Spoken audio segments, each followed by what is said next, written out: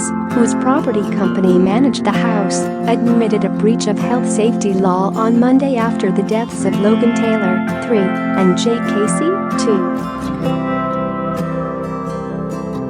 A judge told Bains that his failure to fit smoke alarms in the house in Huddersfield, West Yorkshire, was a significant cause of their deaths.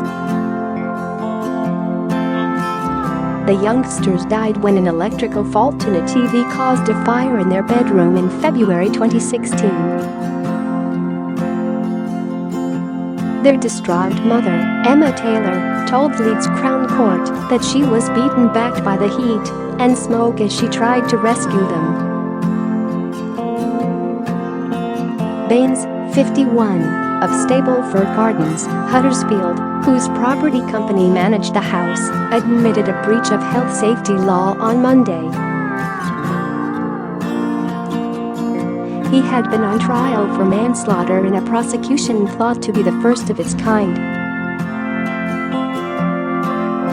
But the manslaughter charges were dropped after he admitted the health and safety violations.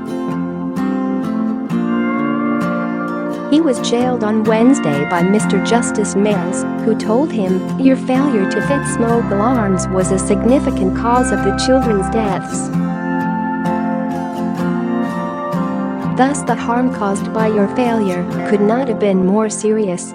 During the trial, which was stopped when the prosecution offered no evidence to the manslaughter charges, Ms. Taylor told the jury she asked Bains time after time to fit fire alarms at the house he managed in Alder Street, in Huddersfield. Ms. Taylor said, "I was fed up with my kids living in danger because he can't be bothered to fit a smoke alarm.